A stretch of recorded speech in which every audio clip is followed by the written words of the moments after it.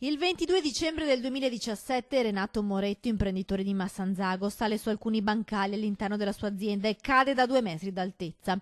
L'ospedale, la riabilitazione e il ritorno nella sua fabbrica che ha fondato nel 1980 e che porta avanti con la sua famiglia, e la voglia di lanciare un messaggio di speranza dopo l'incidente che lo ha segnato. Ad ottobre, guardando le immagini del Veneto messo in ginocchio dal maltempo e i boschi devastati dalle raffiche di vento, ha deciso di donare alla regione un assegno per dare un contributo al sostegno del ripopolamento di 220 ettari di bosco con 90.000 nuovi alberi.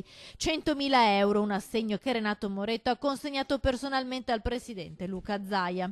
Vorrei condividere con gli altri qualcosa di positivo, qualcosa che costruisca il futuro. I boschi, come ho detto prima, hanno il duro compito di generare ossigeno e noi di ossigeno ne abbiamo bisogno. Non solo di ossigeno da respirare, anche di altri, ma sì, l'ossigeno è evidentemente uno degli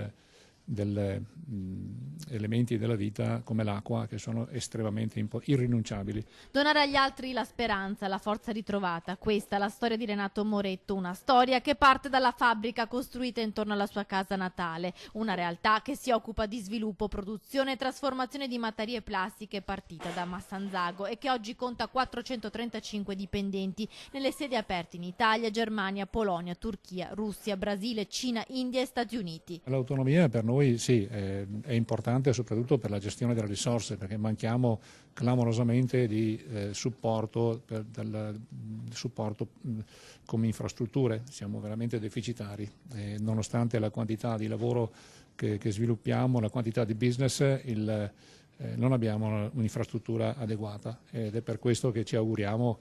Non vogliamo togliere niente a nessuno, però sicuramente il Veneto va accompagnato e sostenuto in modo diverso. Questo è il simbolo di un Veneto che si dà sempre da fare, ha detto Luca Zaia, ringraziando la famiglia Moretto e gli operai. Al momento questa è la somma più ingente ricevuta a sostegno dalle persone dei territori colpiti dal maltempo. È una grande donazione, ringrazio a nome dei 5 milioni di veneti, anche perché questo ci aiuta ancora di più a galoppare verso l'obiettivo, che è quello di recuperare queste montagne martoriate, partendo ovviamente dalla ripiantumazione dei boschi e dalla salvaguardia e dal recupero di tutto quello che è stato distrutto.